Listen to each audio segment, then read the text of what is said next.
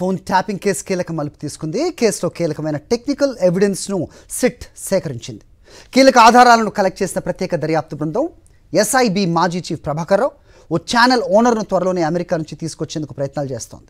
Technical evidence సేకరణ, వాటి విశ్లేషణ, పలువురి వాంగ్మూలాల నమోదు వంటి పరిణామాలతో కేసులో నిందితుల చుట్టూ ఉచ్చు బిగుస్తోంది. తెలంగాణలో సంచలనం సృష్టించిన ఫోన్ ట్యాపింగ్ కేసులో పోలీసులు వేగం పెంచారు.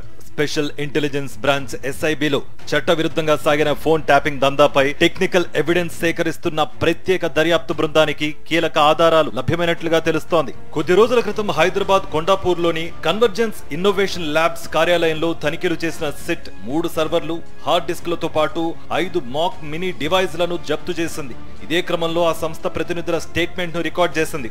సర్వీస్ ప్రొవైడర్స్ నుంచి సమాచారం సేకరించేందుకు డిఓటికి నోటీసులు ఇచ్చింది. అలాగే ఫోన్ ట్యాపింగ్ లో కీలక పాత్ర వహించిన ఎస్ఐబి మాజీ చీఫ్ ప్రభాకర్ రావు, ఛానల్ ఎండి శ్రవణ్ రావును త్వరలోనే అమెరికా నుంచి తీసుకొచ్చేందుకు ప్రయత్నాలు చేస్తున్నారు సిట్ అధికారులు. దీంతో ఈ కేసులో త్వరలో కీలక పరిణామాలు చోటు చేసుకునే అవకాశాలు స్పష్టంగా కనిపిస్తున్నాయి. ఎస్ఐబిలో ఫోన్ ట్యాపింగ్ చేసేందుకు సాంకేతిక పరిజ్ఞానాన్ని కన్వర్జెన్స్ ఇన్నోవేషన్ ల్యాబ్స్ అనే సంస్థ సమకూర్చినట్లుగా సిట్ గుర్తించింది.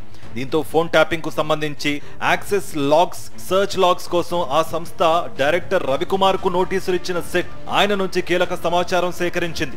ఈ క్రమంలోనే ఫోన్ ట్యాపింగ్ కు సంబంధించి కీలక ఆధారాలు లభ్యమైనట్లుగా తెలుస్తోంది. ఆయనతో మెజిస్ట్రేట్ ముందు 160 సిఆర్పిసి కింద వాంగ్మూలం ఇప్పించింది. ఆ సంస్థ సీనియర్ మేనేజర్ రాగి అనంతాచారి, సాఫ్ట్వేర్ ఇంజనీర్ ఓలేటి సీతారామ శ్రీనివాస్ నుంచి సైతం వాంగ్మూలాలు సేకరించింది. ల్యాబ్స్ లో జప్తు చేసిన పరికరాలను ఫోరెన్సిక్ ల్యాబ్ కు తరలించి విశ్లేషించే పనిలో సిట్ నిమగ్నమైంది. సాధారణంగా సంఘ విద్రోహ శక్తులు, కరుడుగట్టిన నేరస్తుల ఫోన్లను ట్యాప్ చేసేందుకు మాత్రమే టెలికాం కంపెనీలు అనుమతిస్తూ ఉంటాయి. అందుకు రాష్ట్ర హోంశాఖ ముఖ్య కార్యదర్శి ఆమోదం తప్పనిసరి. అయితే ప్రభాకర్ రావు బృందం చట్టవిరుద్ధంగా రాజకీయ ప్రత్యర్థుల ఫోన్లను ట్యాప్ చేసినట్లుగా గుర్తించింది సిట్. దీనిపై సాంకేతిక ఆధారాల సేకరణకు టెలికాం కంపెనీల నోడల్ అధికారులకు 91 సిఆర్పిసి నోటీసులు జారీ చేసింది. డిపార్ట్మెంట్ ఆఫ్ టెలికమ్యూనికేషన్ డిఓటికి సైతం నోటీసులు ఇచ్చింది. వారి నుంచి కీలక సమాచారం లభ్యమైనట్లుగా తెలుస్తోంది. సుమారు 1200 సెల్ ఫోన్లను ట్యాప్ చేసినట్లుగా దర్యాప్తు బృందం ఇప్పటికే గుర్తించింది. ఎస్ఐబి మాజీ చీఫ్ ప్రభాకర్ రావు ఆదేశాలతో తాను 60 నుంచి 70 మంది ఫోన్లను ట్యాప్ చేసినట్లుగా దర్యాప్తు బృందానికి ఓ సిఐ ఇప్పటికే వాంగ్మూలం ఇచ్చారు.